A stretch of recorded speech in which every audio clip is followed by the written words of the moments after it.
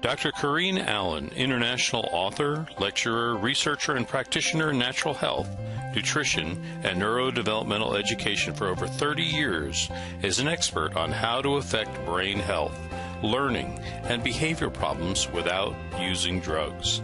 She's a recognized healthcare leader for her natural and practical approach to health regarding natural and alternative methods of stimulating permanent changes in the brain for issues like ADD, autism, Asperger's, dyslexia, learning disabilities, academic and behavioral issues, and acute and chronic brain injuries. She has developed a brain program which facilitates the connection of neurological pathways for brain cells which have been injured, damaged, missing, or not properly working. Dr. Allen's brain research is applied in the Advanced Learning and Development Institute's brain programs.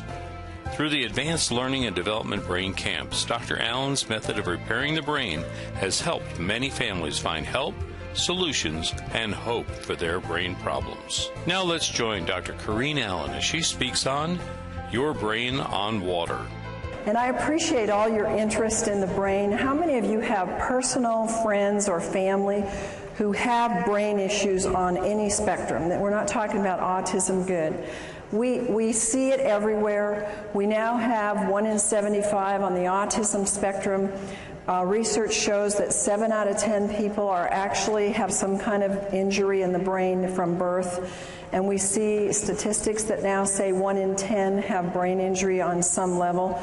And I think if anybody is a teacher or a worker in the public school system, you understand and know that we have a very serious problem. And it becomes very, very serious when that problem comes into your own family and into your own home, right? And it's what do we do about it? And what can we do about it within our financial means? Because these things can break the budget. So we're going to give you some exciting things tonight about how you can share this with others and use it more effectively for yourselves. I've been in the natural health field for over 30 years. And I'm going to tell on myself a bit tonight because, you know, a lot of us in the field think we've learned a lot, and we have, and we know a lot, and we do, but we never know enough. And I told people to use the wrong kind of water for a lot of years. And one of, you know, the things that when I found good water, the best water, I immediately grabbed onto it because I had been teaching people about pH and acid alkaline, and we tried all the products that we could think of to get that to work for them, and of course the diets, and nothing worked like what we're going to show you tonight. And because we have a brain center where we work with brain injuries and actually do a 2-week intense program to help the brain to circuit its pathways and do them permanently, water is a very core part of that issue. So we're just going to talk about the full spectrum of brain issues tonight and how the water, the very special water that we're going to talk about tonight, is going to help them. Your brain on water. You know that water is the very most important ingredient in your health. How many of you believe that? Now, I believed that 30 years ago, but I didn't practice it. And I didn't have a way to give people the best avenue to get that water into them. It's the one big secret that is being missed. Water is essential to superior health and wellness. And we're particularly concentrating on the brain because that is the part today that is exponentially out of control. Now, the composition of water. We have water in the body. We have it in the brain. 80% of your brain is water. How come nobody talks about water in your brain? How come nobody says, take this for your problem? They say, take this pill or take this nutrient, and we forget about water. Our purpose tonight is to show you how the first and the foremost thing that we want to do is we want to do water, but the right kind of water, because folks, we're going to show you that if you do the wrong kind of water, you're really wasting your effort. Now, the body is 75% water, and in that you have your bones, they need water. Your kidneys, look how high your kidneys are, 82%. No wonder people get kidney infections and kidney problems, because they cannot flush those kidneys if you don't have them filled with 82% water. And your muscles need 75. How many of you get muscle aches and pains, and there's not enough water flushing the toxins out? And then the blood, look at that, 90%. Is it any wonder why people that drink coffee and sodas and very little water get hardening of the arteries, and we have such a high amount of people in our population today that are on cholesterol medications, and heart disease is the #1 killer? It's because 90% of the blood is water. Your brain on water. Your brain is the missing link in the health of your brain. It's the essence of life. It has the electromagnetic current that fuels our cells. It's the resonance field. It's all electrical through which the cells communicate. So if you want transfer of DNA, you've got to have the proper water. It's the conduit and the transmission of the vibrational information. The water transports, it stabilizes, it signals, it lubricates, and it structures. It does almost everything. And without it, you can't have brain neurotransmissions that are working properly. How does the body use the water? It uses it to produce hydroelectric energy, especially in the brain. How many of you have ever seen a hydroelectric water in the home? I have. I live in Idaho. Lots of people live off the grid there. I've seen an entire ranch set up on hydroelectric, and you don't get electricity if the water isn't flushing and moving and has a charge to it. And that's the same with our brain. Your water has to be flushing and moving. It has to be a lot, or you don't get a charge. You can use water to make protein and enzymes function efficiently. It transports nutrients, it transports hormones and other elements, and it keeps your tissues from drying out. How does your body use water? The Mayo Clinic gives us these examples. It moistens in our mouth, our lips. When we have dry lips, dry hair, dry skin, it's all dehydration. It protects the organs and the tissues when they start to shrivel up, and that is part of dehydration. Constipation, diarrhea. It helps dissolve minerals and other things. Minerals get hardened in our brain and start giving us sclerosis in our arteries. It regulates our body temperature. It helps lubricate the joints. You've heard people say how they can now do things that they couldn't do before because their joints start being lubricated. It lessens the burdens on the kidney, and it carries oxygen to the cells. Other functions of water is that it slows down the cell death. And because we don't see the cell death, we often don't think that we're dying. We're all dying. But we can slow that process down. It lubricates and it cushions. The water flushes out the toxins and poisons, and it helps produce digestive enzymes. And a lot of us have seen how water, and particularly special ionized microclustered water, can move away the aches and the pains in the body. The brain absolutely desperately needs water to function at its best. And even mild dehydration slows the metabolism down by as much as 3%. And we're going to show you what happens and some of the signs of dehydration. One of the things that people don't realize is, how does water get lost?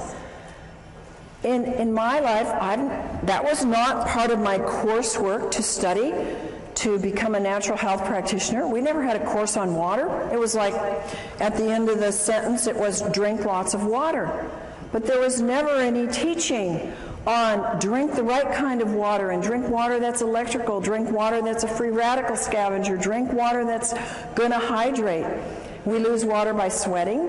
When we urinate or have a bowel movement, we lose water. And in a normal day, a person has to drink a significant amount of water to replace that fluid loss that is for normal metabolism.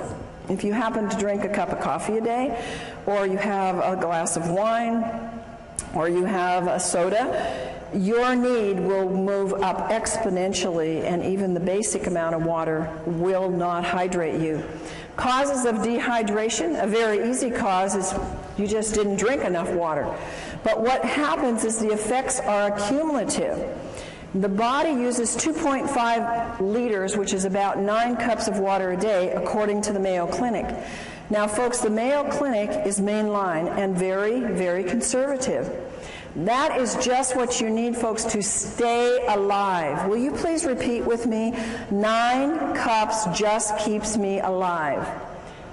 9 cups just keeps me alive. So when you hear these things that say 8 glasses of water, 9 cups of water, whatever, it isn't even enough, according to the Mayo Clinic, to keep your bodily metabolism and bodily processes hydrated in the least amount. More causes of cellular dehydration if you have any kind of work. Now, strenuous activities can be mental or it can be stress. How many of you have stressful jobs? Most people do or have stress somewhere in their life. Maybe I should have said, how many of you have stressful kids or grandkids? Maybe that's what your trigger is. More hands. Okay, so if you eat foods that are little in fruits and vegetables, they're dried foods. They take a lot of water to digest. And acid, it's like you didn't drink at all, because acid consumption of water, and how many of us have been diligent about getting purified water? How many of you out there have been really diligent about making sure you don't drink tap water and you drink bottled? Oh, I was adamant, you know, we have RO in our house, we have distilled, we have everywhere I go, we have purified water. It's acid water, you might as well drink nothing. And digestion of, in the digestion process, the fluids are not being replaced. Thirst is the last thing. And you know, I can remember saying to clients, you need to drink more water, and they would say to me, but I'm not thirsty. And I really didn't have a good comeback other than, you need to drink more water. But I sure do now, and you will too. Dehydration occurs when there's more water leaving the body than is being taken in. And the body is dynamic. It's moving all the time, and it's always changing. And this is especially true with the water levels in the body. How many of you notice now that your body craves water? I've noticed since I've gotten on microclustered water, I can tell my body is like listening now. It's like it's woken up all the receptors, and it like says, I need more water. And before, I never was thirsty, and I would forget to drink. So your water routinely needs to be replaced. So we lose it in all of these examples, which we're going to now show you. How many of you are not aging? Oh, we got some. Well, I tell you, after I hit about 45, I started to feel it. And after I hit 50, I started to feel it more. And then the next decade, I felt it more. And I am so thankful to God that He brought into my life and into the United States, because literally this was not available to us many, many years ago, that now I have a tool before I'm 100 to start really challenging my aging process. And you see, aging causes a decreased thirst. It just goes away. And you see many, many older people who say, I'm drinking? And you look, my folks are 93 and 90. They live in a retirement home. Nobody drinks water there. It's like water purifiers. It's like foreign. And they're all suffering, too. They're not in very good health. Another thing that we sometimes don't want to hear, don't want to see, is that alcohol causes dehydration. Well, if you're going to drink, then at least be aware you need to drink a whole lot more of the right kind of water to deal with that dehydration it causes. Now, there are special circumstances that cause dehydration, and one of them is burns. And if you know anybody that has lots of burns or little burns, they're going to need a lot more water in their body.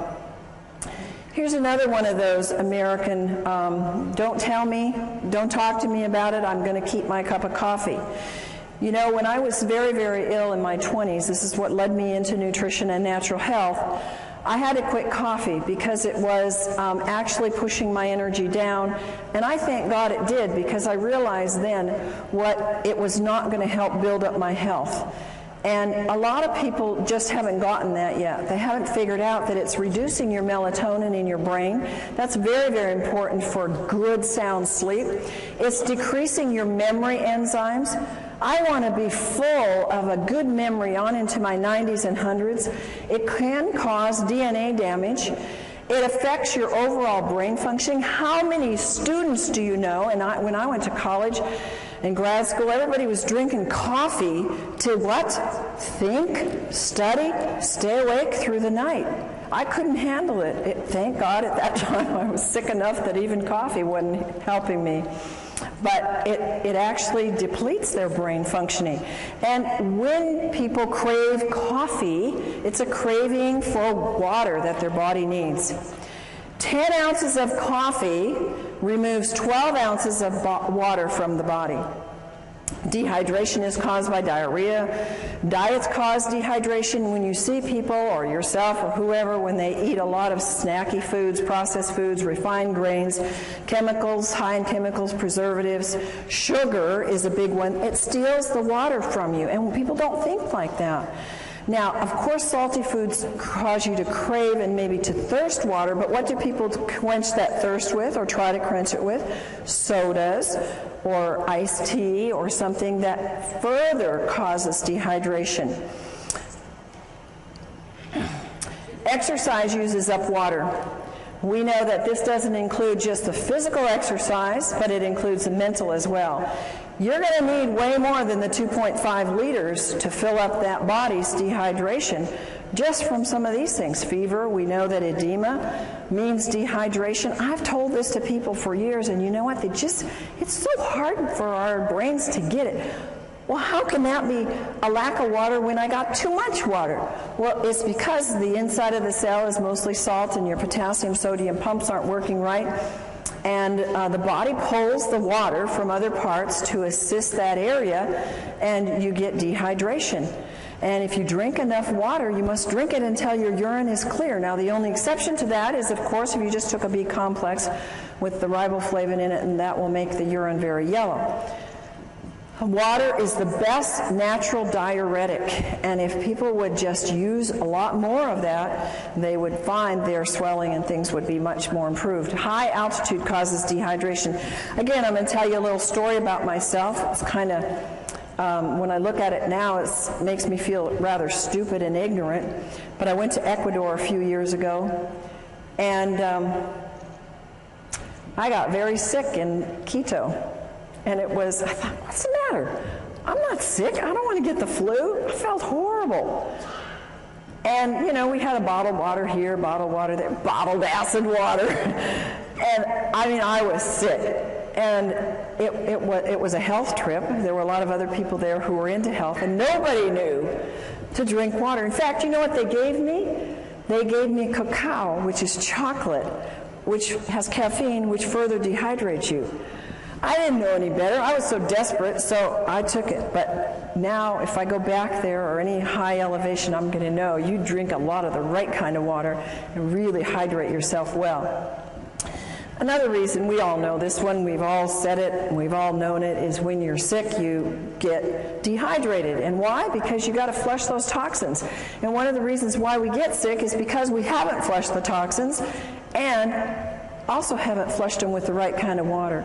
Chronically ill people have to have the right kind of water, because if you don't, they just get stuck there and then they cause all kinds of illness. This is a huge area with medications causing dehydration.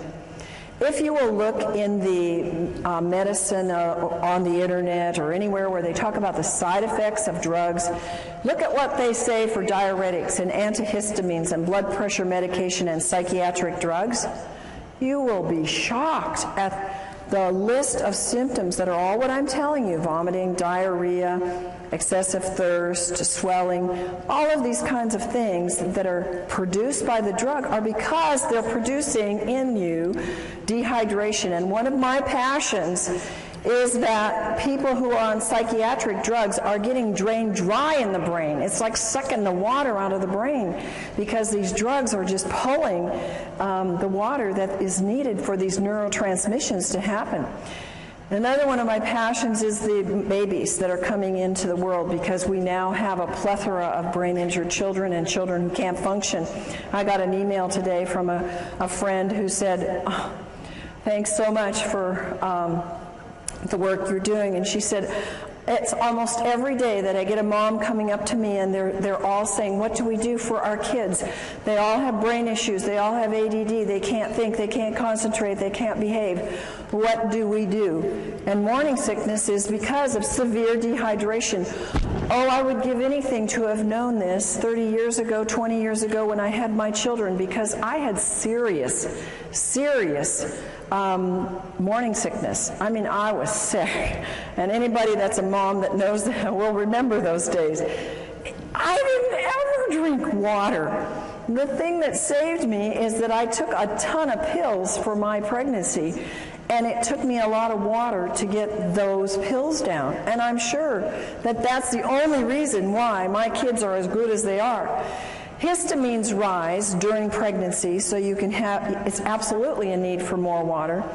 And the amount of hydration that the fetus gets will determine its future in its structure and its function. Did you know that? Now, I want to make something clear to you that I am not giving you the research notations under these, because you will get them in the book that's forthcoming on Your Brain on Water.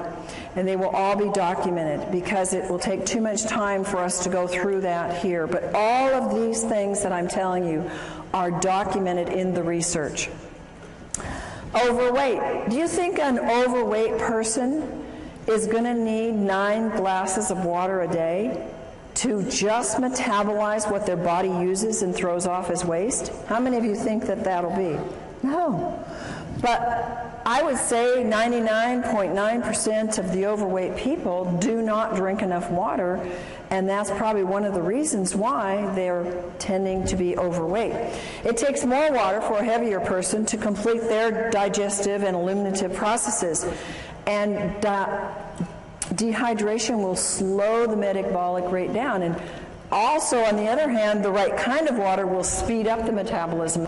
Water moves the fat deposits, but I must tell you, it must be negative ionized water, not positive charged water.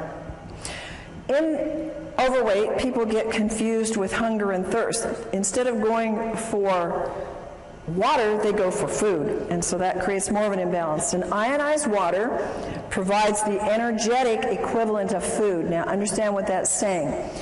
Regular water will not do this, but if you are trying to lose weight and you take the ionized water, it will actually provide energy. It's like a source of food to your cells so that you have energy and your body can burn the fat. Sun exposure causes dehydration. The sun, when you're there, you know how dehydrated we get. And what do people do when they're in the sun and for several hours after?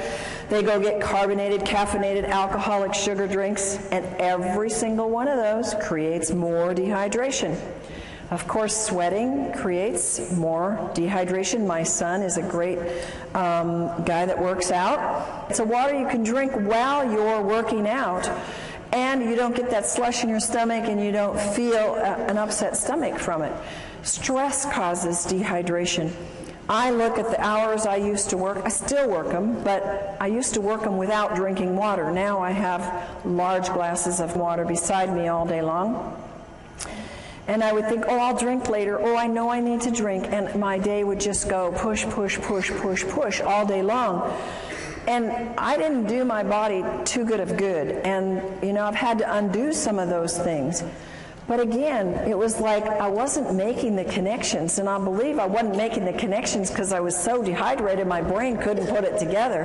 And I didn't have anybody come and tell me that there really was a water. I had lots of people come with alkaline water and these machines out there, and I've been checking them out for 20 years.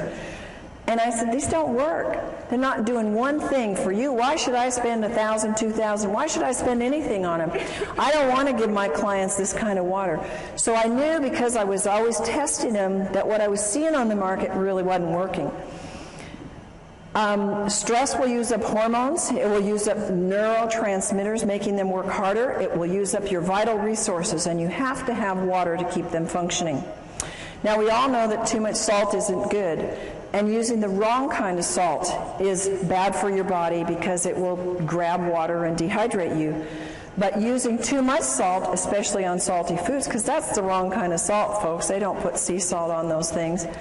We're going to tell you in a few minutes the right kind of salt to use and how to use salt to help your hydration. Of course, vomiting can cause dehydration. So when you see those information on any drugs or anywhere where it says causes vomiting, you know that it's possible it can cause dehydration. What are the dangers of dehydration?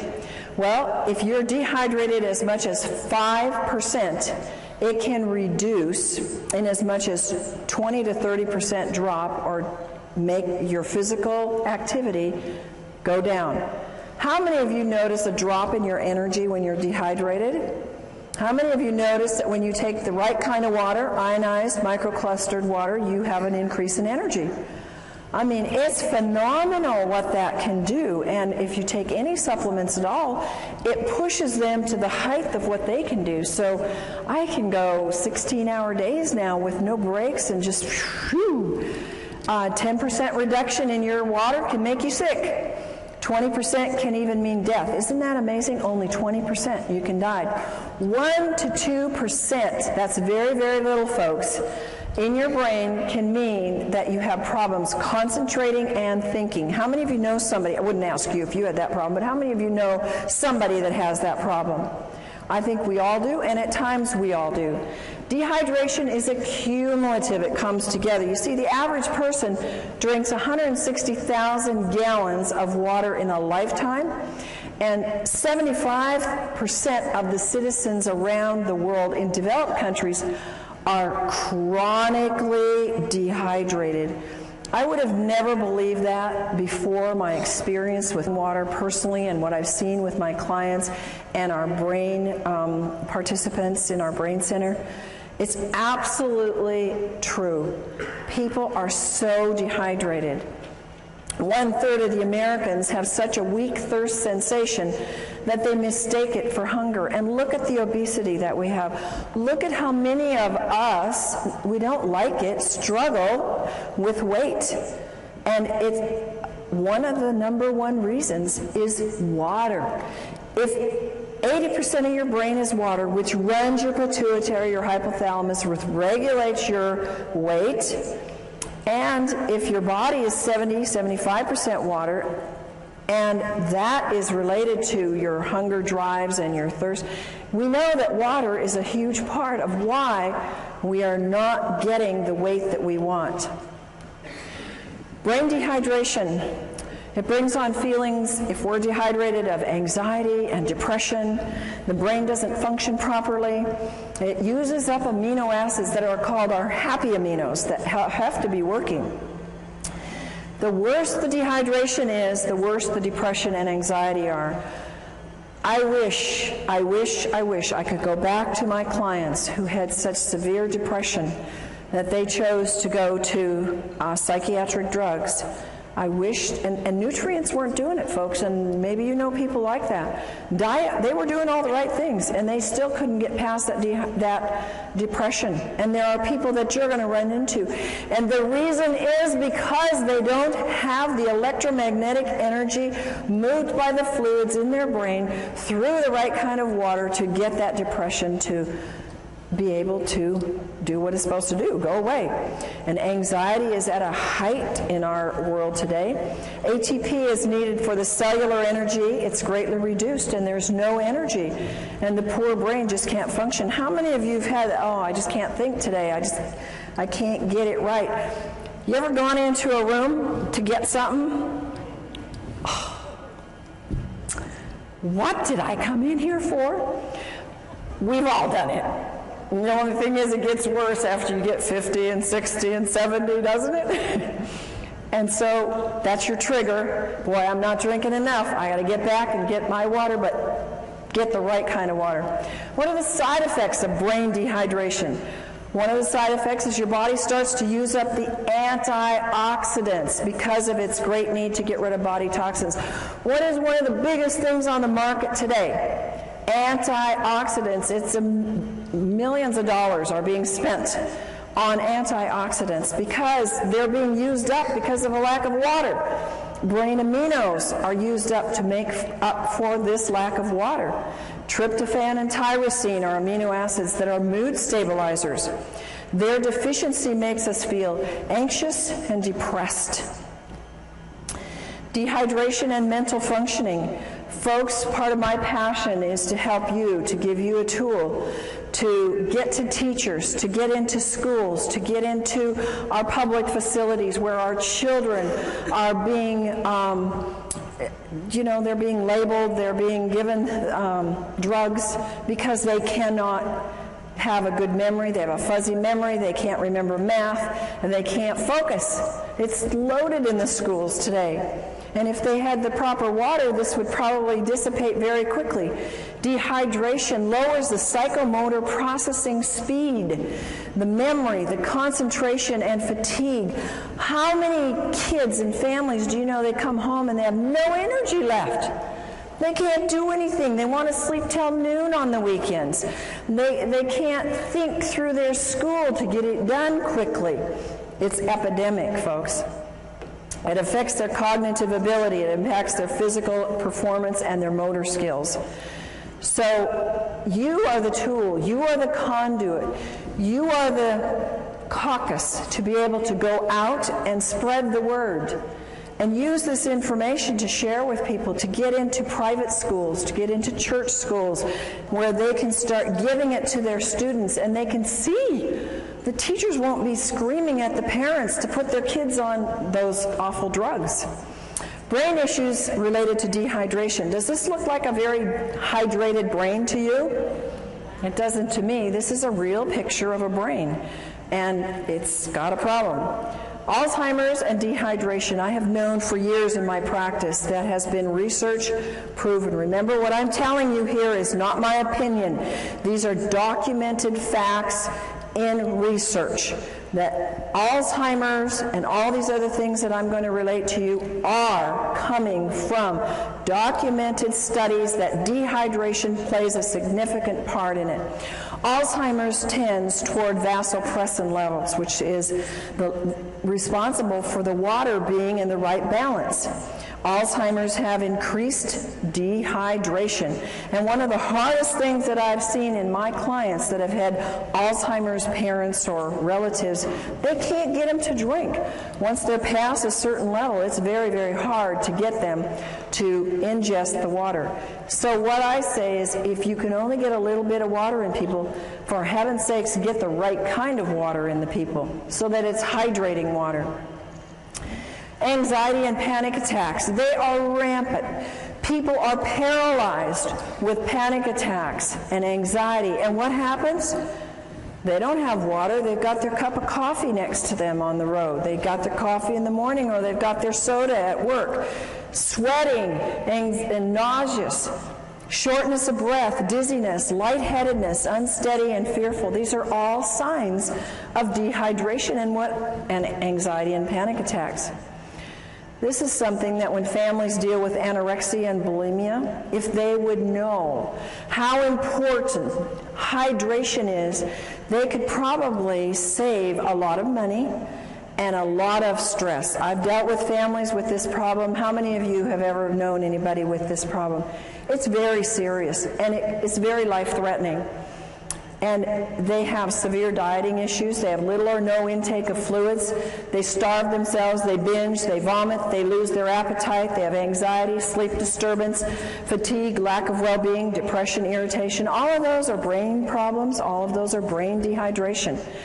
Comas. I'm dealing with several people right now in comas, and I've found every single one of them is like 1 or 2 or 3 or 4% hydrated in their brain. They're barely hanging on, and they've been in these comas by God's grace for a long time. And if they would only get them on the water, so far these families haven't been too able to do that, but they can move them because the water is the electrical force that will wake up the brain and help them to be able to function and get things moving. Comas See, the brain and the body shuts down, and when the body is so dehydrated, well, we think because they had a brain accident and they got it hit on the head that that they can't come out of that coma because of that. Folks, I'm telling you, they can't come out because their body doesn't have enough energy in the brain or in the body to do the connections to get it to wake up. In an advanced terminal cases, dehydration is a very important factor. And hydration is a key factor in coma and delirium. It's very important that you use microclustered, ionized, alkaline water to quickly and efficiently hydrate the brain. Bipolar. It's a very serious issue. Some people have it very, very bad. Causes anxiety, depression, rapid mood changes, compulsions, loss of energy and irritation, and again, it's related in scientific studies to dehydration. Depression. Now, I've told you some about this already, but it's a huge thing. I think that we would see a major turnaround. It's one of the number one drugs that's given out is kind of drugs for depression. When the brain is chronically dehydrated, all the functions suffer. The brain needs tryptophan, an amino acid, to make the serotonin. You've heard of the drugs that create serotonin and help that to balance. Really doesn't balance them, makes them more dehydrated, which then makes melatonin, which helps them sleep and get rest so they can function in their day. The amount of serotonin made is dependent upon adequate what? Water in the brain, and the right kind of water. Moods. How many of you ever had moody kids? I had a moody husband and an angry husband, and he would not be upset with me telling you this because we fixed him and he's thrilled to be fixed. But he was a forceps baby, so he had some brain injury. And folks, by the way, all of these issues where they have more of a tendency when they get dehydrated, because not all of us, when we get dehydrated, go bipolar or go anorexic or go into depression.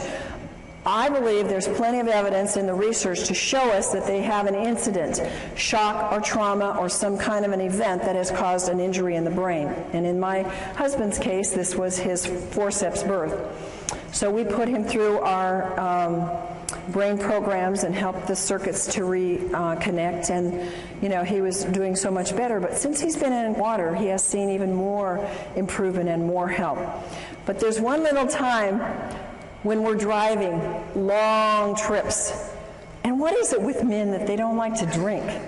They got the easiest job in the world to stop anywhere, and women don't have that privilege in life. Well, my husband won't drink very much, on the road, and I'm guzzling and stopping all the way along, and he'll get real fussy when we're on trips, and I just say, "You just dehydrated, honey." And he is. So it's associated with negative mood. When you see yourself getting grouchy and, others around you, it's because they are dehydrated. Multiple sclerosis, a big problem. It's very sad to see this. You can get well from multiple sclerosis, but it means many scars. And one of the causes of exacerbations is dehydration. Not drinking enough water, drinking other beverages that are like caffeinated beverages, soft drinks, alcohol. I know a number of people that have MS that have gotten over it as I've worked with them in my practice because they really went on a strict diet and did a lot of things, but others have not because they refuse to drink, and they continue to drink their sodas and their dehydrating beverages. And dehydration doesn't necessarily cause it, but it makes it much worse. Here's one that everywhere I go, I have people tell me, "Oh, and yeah, my this relative, friend, acquaintance has schizophrenia." We don't hear about this because nobody's going to come up to you and say, "I have schizophrenia." But schizophrenia is very much related to dehydration, and the high risk of dehydration further from the psychiatric medications that they're on. And they show depression, they show delusions, hallucinations. Remember coma and being delirious, lack of water, no energy, again, brain doesn't work right, confusion, stupor, comatose-like, and suicidal. Suicide among our teenagers is very high. I am of the personal belief most of our teenagers that I work with, and I was a counselor in the alternative, the kids that couldn't make it in the regular school, they were the special kids. So I worked with them for many years. And they never drank water. Of course, I didn't either. But they had more problems, more traumas, more things that were pushing it. And a lot of these kids get suicidal. Seizures and dehydration. One of the most incredible things that I have witnessed in our brain camps is that the kids that come, they come, some of them, not all, several in spectrums on the autistic spectrum or others, they have seizures. They're on heavy medication. Some of them have shunts or things put into their brain to control the seizures. They get there and they don't have any more seizures, and I'm going, I think there must be a connection here. We're putting them on a lot of water, and they choose to work with their own doctors to get off the meds, and we're seeing maybe one seizure the whole 2 weeks is pretty much what we see when they've been having them every day. Pretty amazing when you see that, and pretty much documented by research that says dehydration is a trigger for a seizure, and it can lead to coma and death. And tics is a disorder that can be related to dehydration. Now, how many for Tourette's and these kind of things ever say it's dehydration? But folks, this is a common, not very common, but it's common enough amongst some in the population, and it's not a very fun thing for people to have. And the research says dehydration is a factor, and a very big factor. Strokes and heart attacks related to dehydration. You've heard of people being out on the basketball court and you know they're sweating and they're working hard and they go off the court and they drop over dead. You heard of that? We've all heard of that. It's dehydration. They were probably drinking something, of those special drinks that they, that the people called gators drink, And when we don't have enough water, remember our blood needs 80% water. It's a flowing river through us. It builds cholesterol, which causes strokes and causes clogged arteries. And when we take the drugs for that, we get further dehydrated. And when there's insufficient water washing in and washing out, the membranes seal off. So further water is lost. And when the dehydration, the blood gets thicker. Why do people have bypass surgeries? Why do people have events of heart attacks? Because they're dehydrated. What a simple solution, guys. And it's so economical. Do you think that $4,000 is cheaper in getting a water machine that will wash you and wash your arteries than going in for bypass surgery and losing work for 6 months to a year? I mean, come on. Put your priorities in the right place and start thinking about what is it and where are we putting our priorities. When we think about, when my husband and I were introduced to this kind of water, we said, that's a no-brainer. We're spending all this money on supplements and all these things to get younger and to do the work that God's given us to do. It doesn't make sense for us not to have the best water on the planet. And so cholesterol is a production in a defense. It's God's way of protecting us from dehydration. Swelling of the brain and dehydration. If you lose more sodium than fluid, you will swell. The body compensates for this loss by producing particles that pull the water into the cells. This produces edema and swelling. And when this happens in the brain, there is severe, grave consequences. And folks, you and whoever gets this information from you, this information may save a life. Because when somebody has a car accident or an injury to the head, the number one thing that can cause more brain injury is the swelling. And if you cannot stop that swelling, you will have so much more brain injury and in many cases death. So remember that little piece here. There are little life nuggets here that can save many lives if you pick them up. Brain dehydration, histamines, and brain allergies. Whoever thought that allergies were related to dehydration? Oh my goodness, when I was 16, I started this thing called allergies, and so my parents took me down to the doctor and I got all these tests, those miserable tests, and then I had to for years get these crazy shots of these antigens, and I thought, these aren't doing anything, I still have allergies. And, you know, I started moving into nutrition, and that helped, changing my diet, and I think just getting more fruits and vegetables, getting the water from that, getting more minerals. And I eventually got rid of the allergies, but what I could have saved myself in money and time and lost things in life. I had headaches for probably 7 years every day of my life. It was allergies. It was toxicity. I never drank water. I didn't even drink regular acid water. I didn't drink anything because I was not educated. And we need to be educated and to educate others about how important brain allergies are a very key factor for people. In fact, a very high number of people have allergens that get into the system, and because they don't have enough water, they affect you in having anger, anxiety, behavior disorders, compulsions and ritualistic behaviors, confusion, concentration problems, depression, mood disorders, nervousness, schizophrenia, and speech disorders. A lot of times we don't even relate these. They are allergies. When the histamine is too high, your allergies are raging, and they are related to the brain. High histamines are, what's the thing on the market? Antihistamines. Because they know you've got to bring that histamine level down or you're going to be miserable. If you have a brain allergy or if you have a body allergy, it's an indication of dehydration. Chronic dehydration can cause histamine to become excessively active. Supplying the body with water, and again the right water, will cause a disappearance of the high levels of histamine. And water, now folks, this is science, this is studied.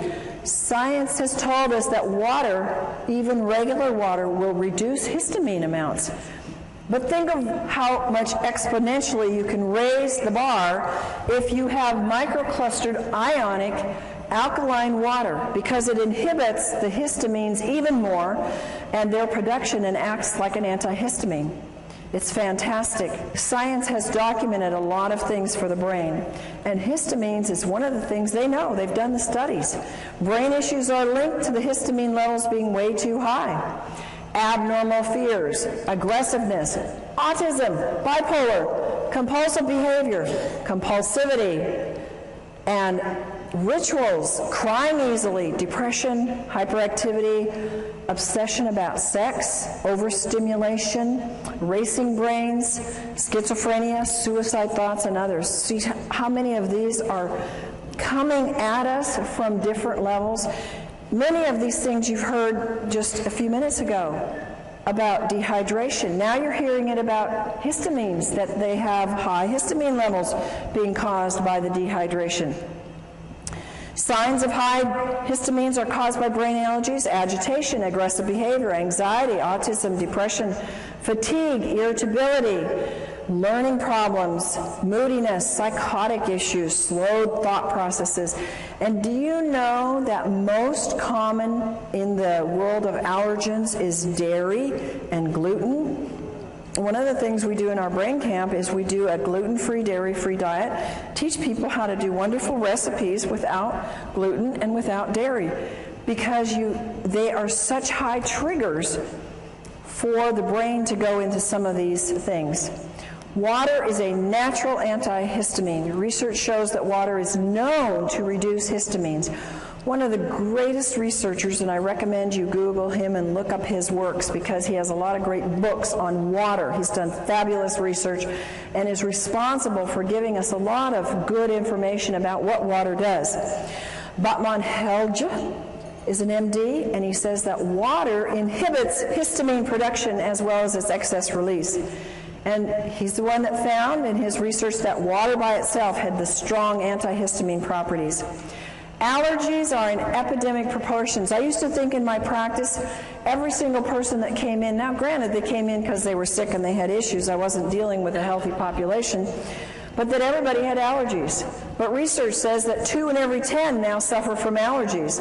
And the young are developing nervous system problems, and their nervous systems are particularly vulnerable to any allergic or toxic overloads. Allergies lead to behavioral disorders such as hyperactivity, learning disabilities, etc.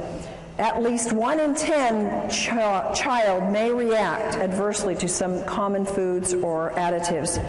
Dehydration produces more histamines.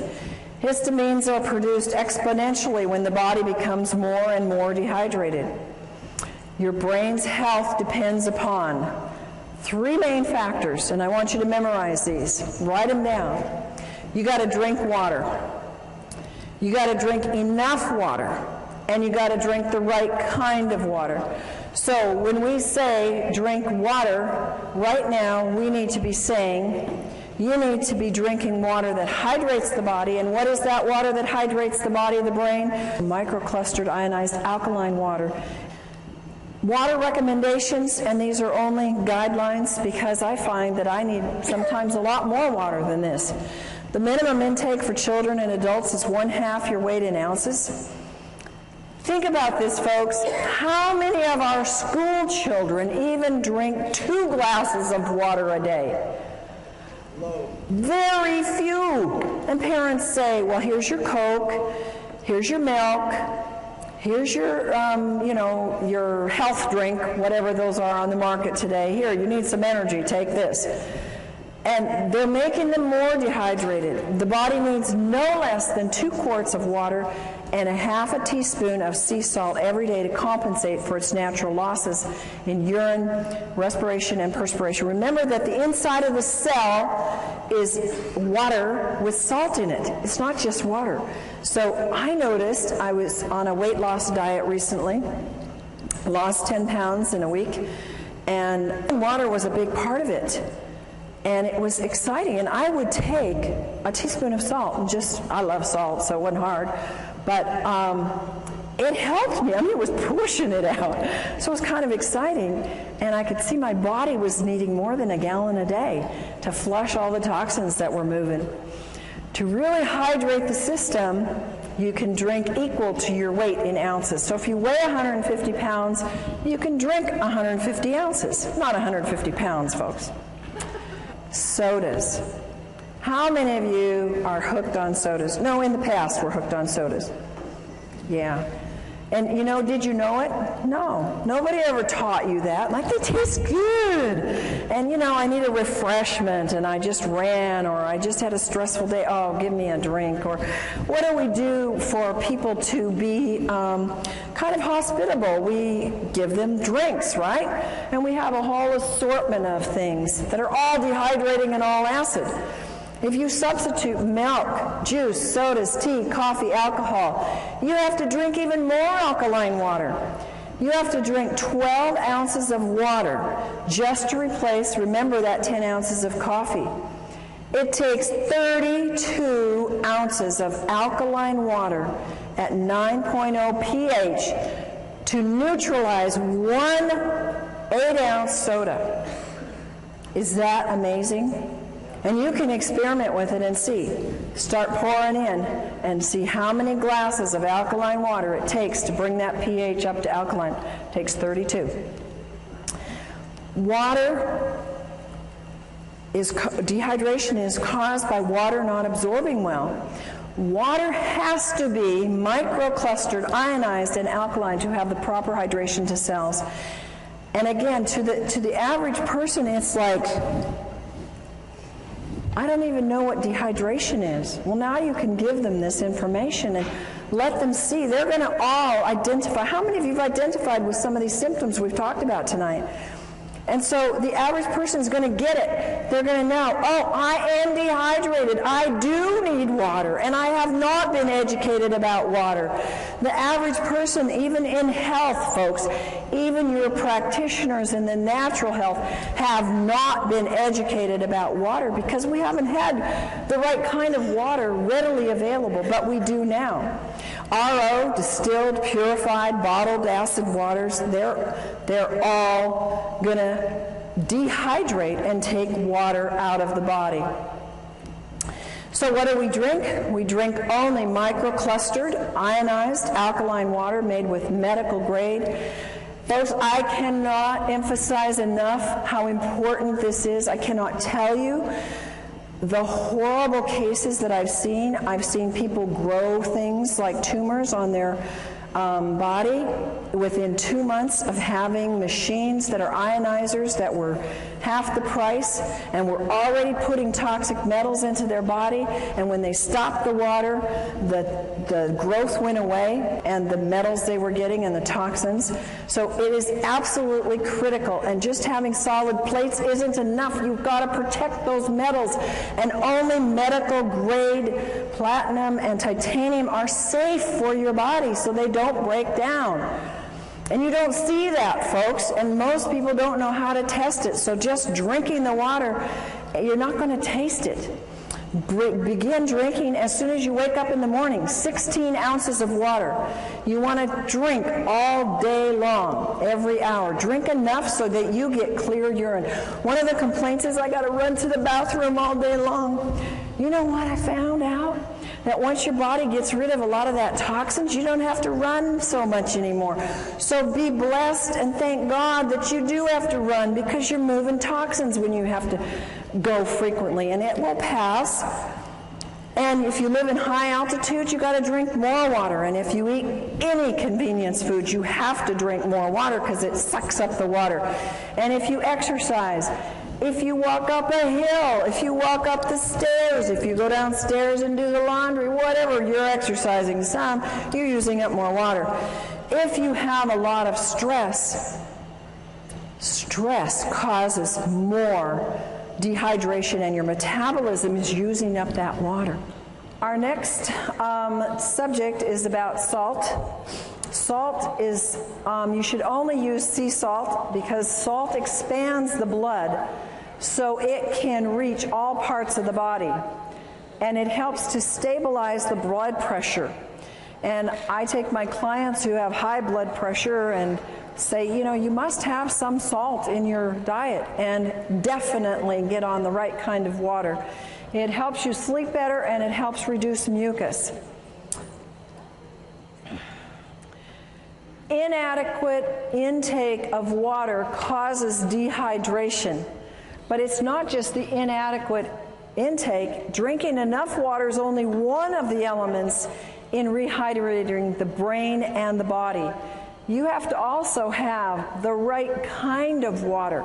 It has to be microclustered, it has to be ionized, it has to be alkaline, it has to be made from solid medical grade plates, and it may or you may not absorb enough water. I can't tell you how many people have said, and they've even gone into their doctor and said, I'm drinking a gallon a day and I'm still dehydrated.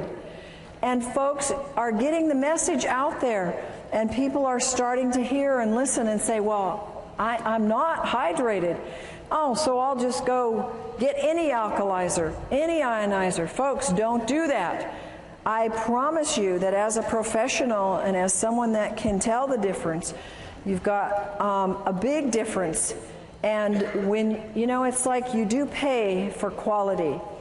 You know that about your cars, you know that about your houses, you know that about your lives in other ways. Why don't we get it about our water? And hopefully you will get that and be able to help your friends get that. Water that is acid is dehydrating. And I almost feel like I have to go do some kind of penance to my clients who I've told them to drink RO water, to drink distilled water, because I was actually doing them not any good other than giving them water that didn't have all the chemicals in it. I was giving them positively charged acid water. And then we were having to give them products that had to move the pH, and they were having to do more and more raw foods because they couldn't get their pHs to stay alkaline, because they were drinking all the wrong kinds of waters. Water that is acid is dehydrating. One of the greatest things you can do with people is go up to them and say, hey, you drinking that water? How long have you been interested in good water? And people that are drinking bottled water care about their water, right? They already are aware that they need to be drinking water and that it's important for them. Water, folks, is not just water. Would you ever drink this water coming out of your left-hand side here? No. Would you drink it coming out of the right, the falls? Yeah, you wouldn't probably have any problem at all with that. Water is not just water. It has a structure. And the structure is very different in water that comes out of polluted areas or tap water or RO water. Ionized water has an ability to change the structure of the water. And your water has its own brain. Even the purest water can still contain vibrational pollution. Even pure bottled water, even pure RO water, has a vibrational pollution of acid. Water's the most programmable substance on the earth. It has a memory. It'll actually contain the energetic signatures of whatever is placed in it. And it stores and transfers this information within the body. This is why we can now replicate that water that is like the hexagonal water coming out of the high mountain areas in the Hunza area and in other areas that are mountain areas known for longevity. We can now duplicate that in your own home and have longevity coming out of your own tap. And bottled RO distilled is not the best. It will not hydrate the body. There's a couple things. We have structure of water. The water is a pentagonal structure. That's large, big clumps. And it's very hard to move them into the cell because the cell has very small, permeable walls. And it's not shown in any way to improve life other than keeping you alive. It accelerates your aging, and it's high in acid waste that build up. The metabolic functions actually decrease. And there's little capacity for that water to store any energy. It has little energy to give. How many of you get energy from drinking tap water or RO water? Do you get energy from drinking microclustered, hexagonal, ionized water? Yes, amen, do you? A lot of energy, because it holds energy. Little penetration of the nutrients into the cells. I can take half of the vitamins and minerals I used to take. How many of you have the same thing now that I drink hydrated, microclustered water, because it gets into the cells? Nutrient absorption is more efficient, and there's an inefficient absorption or getting rid of waste with the pentagonal water. Now, the hexagonal structure of water is small clumps. It's easy to get into the cell. They improve life significantly. They slow down the aging. There's no acid waste buildup. The metabolic functions increase. I've actually noticed that when I drink this water, I tend to have a low thyroid, but when I drink the water, my thyroid starts working a whole lot better. Huge capacity of this hexagonal water to store energy. And it needs those folks, those very strong, solid medical grade plates to be able to make that kind of water for a lifetime. If you don't have that, you cannot keep producing that year in and year out. It is highly energizing to the cells. It gives rapid penetration into the cells of nutrients. It helps their absorption, and it helps efficiently remove the waste. It contains powerful antioxidants. We call this microclustered, hexagonal, ionized water. And it has the negative hydrogen ion called the hydroxyl ion. Its water becomes alkaline, which helps our bodies move to the pH side of alkaline. It's super hydrating. You can run a very strong race. I can do a very strong workout where I'm jumping and moving and very much doing cardio, and in the middle of it, drink a whole glass of water, and it doesn't stop me at all. Whereas I could never do that in the past. I had to do it before or after exercise. And the ionized water is 6 times more hydrating than conventional water. Microclustered hexagonal ionic water scavenges free radicals. It breaks down the cells. The free radicals steal the molecules from the healthy tissue. They create unstable or mutated cells. How do you think we get cancer, folks? Those are unhealthy, mutated cells. And free radicals are responsible for all disease. People come up to me and say, well, does it help this? Does it help this? Does it help this? Is it a degenerative disease? Meaning, did it happen by an accident? Did they get a hit on the head and it happened one day, it was there, and the day before it wasn't there, and the next day it was there? That's not a degenerative disease. A degenerative disease comes on slowly. And almost all the problems that we have today, of which we have myriads of names for, are degenerative, and the water is what is responsible, number one, for moving those free radicals out of the body, which are causing those things. Only the large solid plates hold the energy structure in the water to get into the cells. I had somebody tell me how they did an actual research study.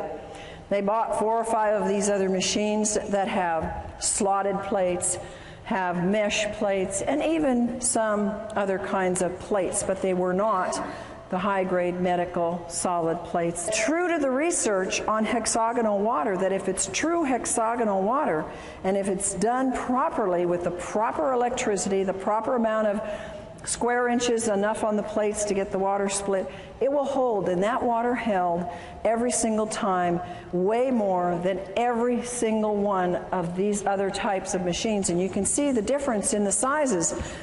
So the structure is important, and if it doesn't hold that structure long enough to get in your body or to stay in your body until it finishes its work, folks, it doesn't matter what it registers on the meter. If it can't hold it longer than more than a few hours, and many hours, it's worthless. Microclustered hexagonal water and calcium. A lot of people know that calcium is very, very, very important. And the water actually helps you get your calcium and keep it in your cells. Hexagonal water will help you retain calcium. We start to lose calcium a lot under stress and under just life and exercise and just moving through the day. Mental and physical signs of calcium deficiency, they're rampant. Nervous tension, inability to relax, can't sleep at night, fatigue, not in proportion to the amount of work you do, restlessness, irritability, quick-tempered, insomnia, spastic colon, tooth decay, bone loss, mental depression, muscle spasms, PNS, PMS, menstrual cramps, and menopausal symptoms, all calcium deficiency. So you're losing calcium, you're either not getting enough, but when you start on the proper water, it starts to stay in your body and you actually produce a better use of your calcium. Free radicals, you can see 2 molecules here and the one stealing from the other because it's positively charged and it goes after the negative. It oxidizes and breaks down cells. The brain can't perform well when there's too many free radicals.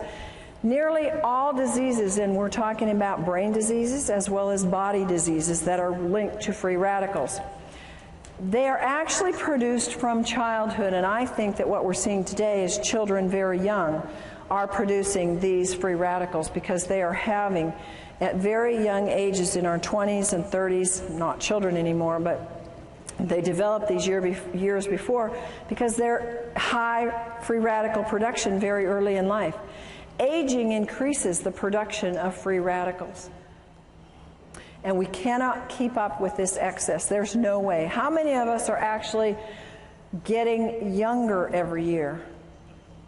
We're trying, but it's a battle, isn't it? And some of us are gonna make it, but it's a constant battle to get past those free radicals because we're getting hit with them everywhere. Feed the brain the most important antioxidant, it's water. Water is used as an antioxidant, is more efficient and more economical than pills or juices. You can do the math. If you spend $100, $200, $300 a month, which is not unreasonable, a lot of people are doing this for antioxidants, either in the form of juice or pills a month. You multiply that times 10, times 12, you've got easily $4,000 a year. And it's gone. And you only got it for you. Think about the economy of having one product that you can spend $4,000 on, and it can feed the neighborhood free radical scavenging nutrients. It's pretty much a no-brainer. It eradicates free radicals. The water can flood the brain all day long with free radical scavengers. And see, it's not enough. I take free radical scavengers. It wasn't enough. If I didn't have the water, it wasn't doing enough good. You've got to have what nature determined to be the first priority, and that's the proper kind of water. We want to retard the aging and renew the brain at the cellular level. Free radical and brain problems. These are all, again, scientifically documented that free radicals are an important part of the problem in aging brains, ALS, in Alzheimer's, in anxiety, in autism, bipolar, brain edema, brain infections, brain allergies, depression, hyperactivity, obsessive compulsive, Parkinson's, schizophrenia, seizures, sleep apnea, stress, strokes, and toxic metal accumulation and traumatic brain injury. All of this is documented by scientific studies that says these are related to an excess of free radical formation in the body, in the brain. Acidosis being a cause of disease. The body produces highly acidic wastes from the foods it produces, and from the foods you eat, I should say. Acidosis is one of the main contributors leading to aging and various illnesses. Acid wastes, if you don't excrete them, what do? They circle around and around and around. They end up being aches and pains. They end up being a loss of function, a loss of your brain. It can accumulate in your arteries, blood vessels, clog them up. You can get stones. You can get anything and everything from these acid wastes. And they accumulate in cells that are deprived of oxygen and nutrients.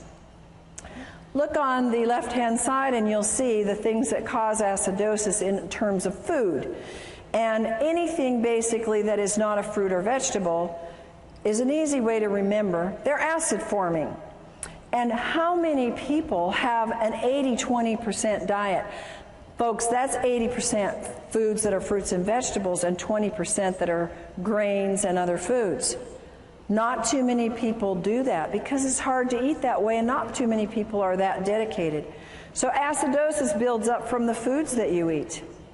Acidosis induces, now again, science has shown that it induces brain damage, that acidosis can actually cause neuron death, and it causes a reduction in the glutathione production, which is the most powerful antioxidant that your liver produces on its own when given the right stimulus and nutrients. The pH potential of hydrogen measurement in the cells. You have your alkaline pH and you have your acid pH. The negative ions are on the alkaline side. You assist detoxification when you have alkalinity. And the body, when it's alkaline, it can absorb calcium and magnesium and sodium and potassium. The body is amply supplied with minerals. You're not always going to be deficient. And it's abundant in oxygen. When you have an acid, you have abundant energy. Then you have positive ions. If you're on the acid side, they cause auto-intoxication. That means you poison yourself. And the body can't absorb the minerals. I've had people who say, but I take all these minerals. They're spending hundreds of dollars on minerals and they're not absorbing any because they're acid. And body uses up these key minerals in trying to neutralize acids. There's a lack of oxygen and there's little or no energy. How many people know that the number one complaint is no energy? And when a product comes out that can give you more energy, people go for it, don't they? And what a simple thing to have pouring out of your tap in your own home that can produce a life flow of energy, not just for you, but for your whole family and your whole neighborhood. ALS and acidosis. There's a Dr. Gansel who's done a good study and works with ALS. And he's reported in the Townsend newsletter that he believes ALS is caused by severe acidosis. This is a very damaging neurological disease, and most people don't live with it. Recommends the use of, look at this, water that sends low voltage electrical impulses into the water.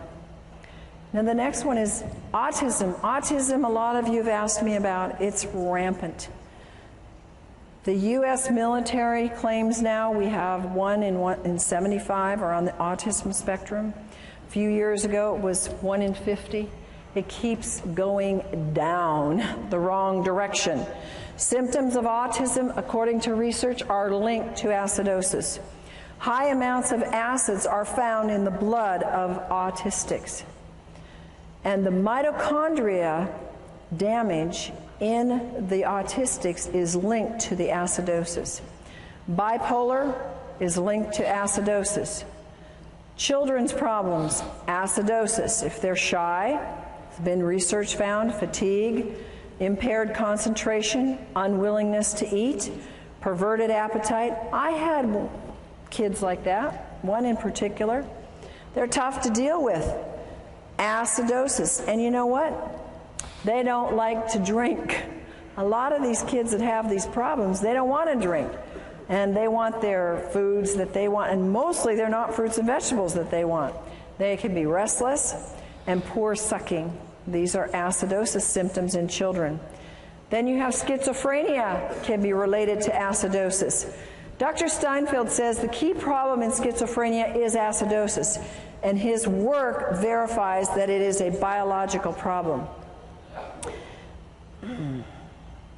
Seizures and acidosis. We talked a little bit about this before in terms of dehydration, but research also says it's due to acidosis.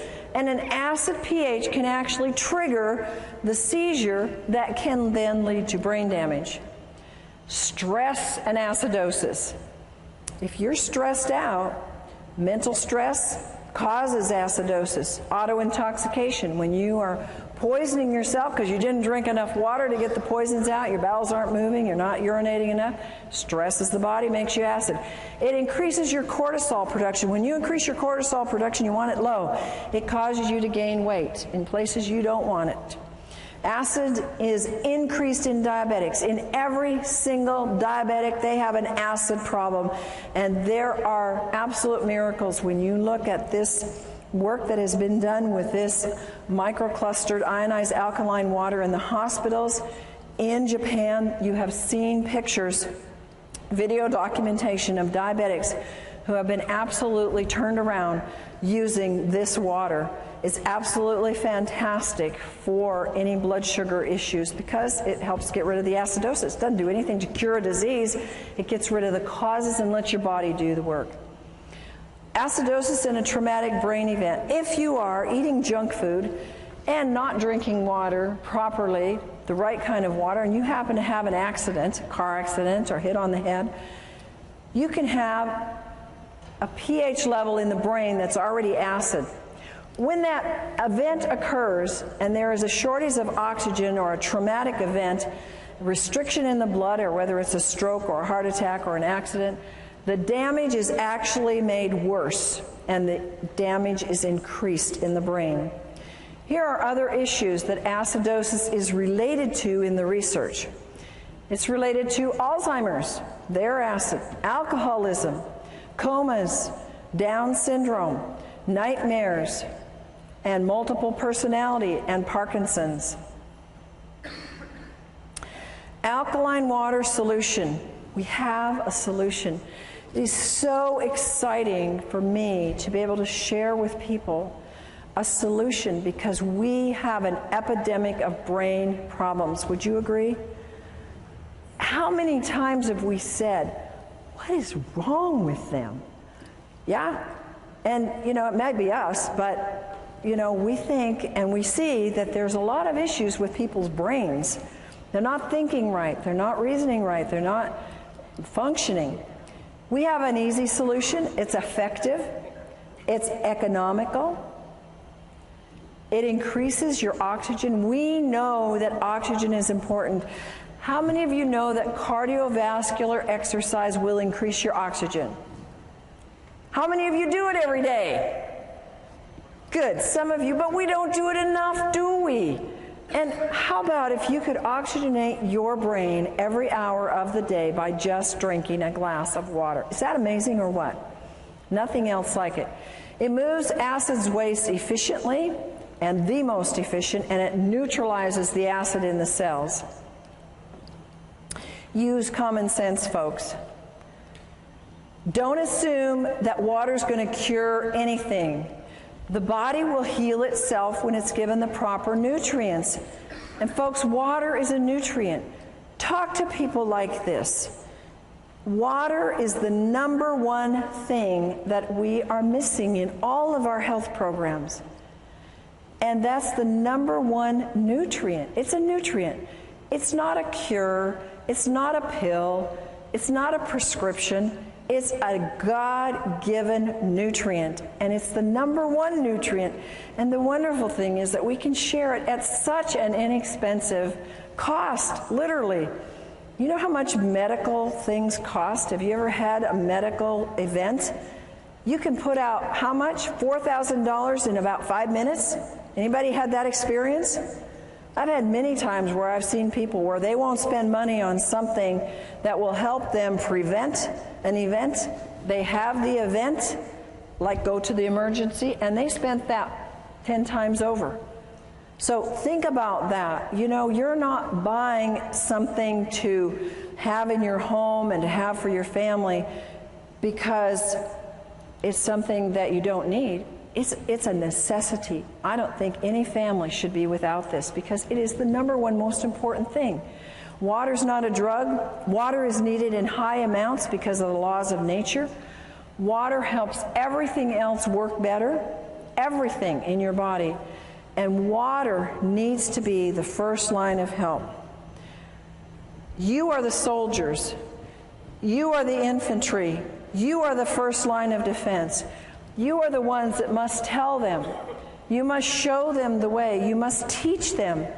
I had to be taught. You had to be taught. How many of you knew this when you started? Somebody taught you, didn't they? Now you're being taught. Now you go tell and you share and tell them how to get water. And tell them that water is not just water, no matter how pure it is. That they need 3 things in all the water that they drink. And if they don't have it, they don't have the best water. They need factor number 1, strong antioxidants that fight free radicals. Number 2, they must have microclustered hexagonal water that hydrates and carries antioxidants and nutrients deep into the cell. And number 3, they must have water that has the increased ability to carry oxygen into the cells with high alkaline pH values. Now we're going to do a fun little demonstration for you here. And I have a volunteer who's going to come up and help me with this. And this is for you. I want you to be able to have a hands-on tool because people tend to show me that I'm dehydrated. Prove to me I'm not dehydrated. I'm going to give you a little test that everybody in the room can use, and you're going to go home and play with it tonight and play with it with your friends.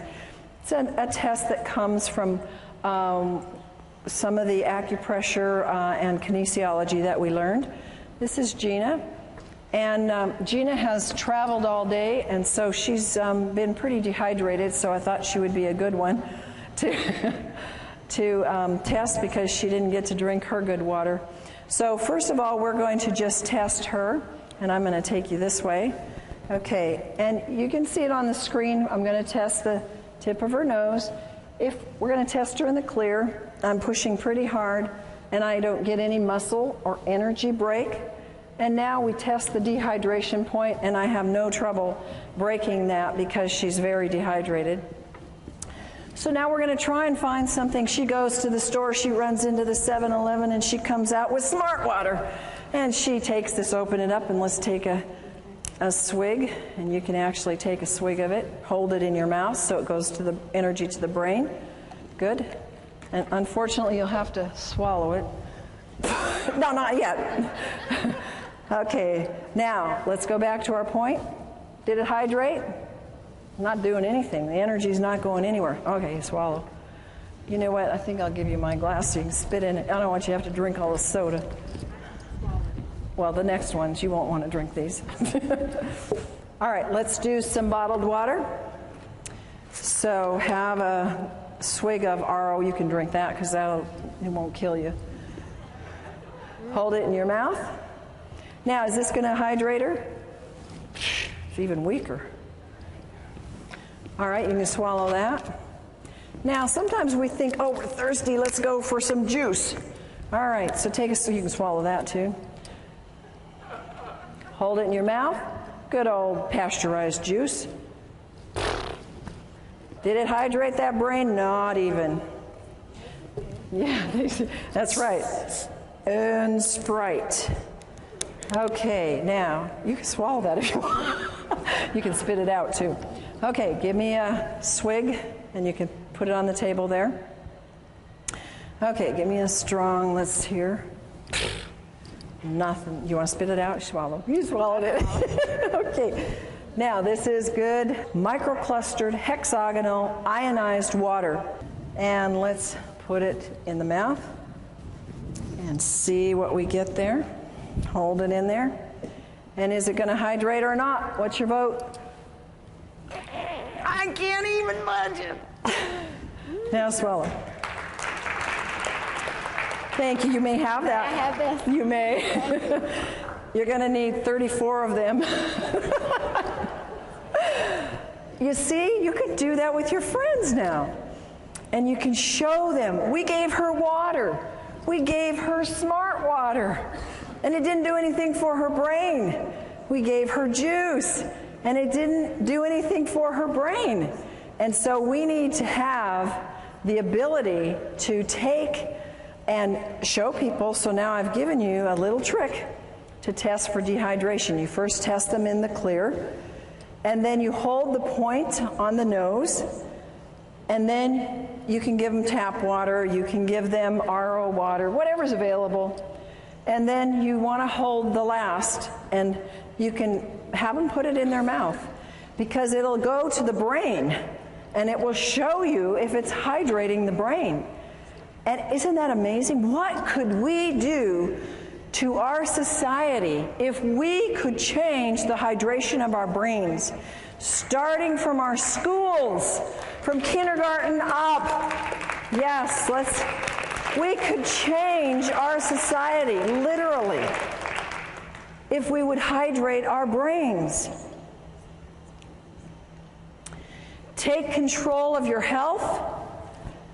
Your body requires a constant and a consistent supply of water.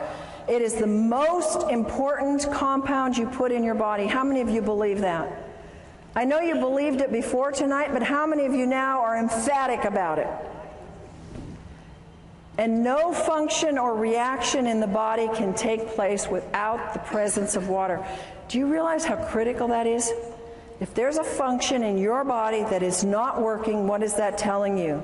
You don't have enough water, because every function and every reaction in the body needs water.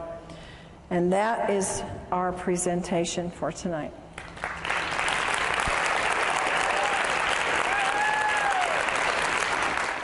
Dr. Allen has gone beyond her doctorate in nutrition to find answers for her clients' brain issues when nutrition isn't enough.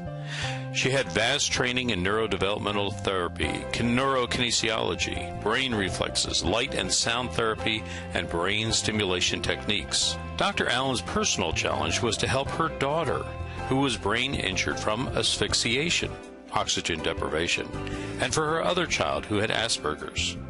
Both daughters today are functioning well emotionally, socially, and academically.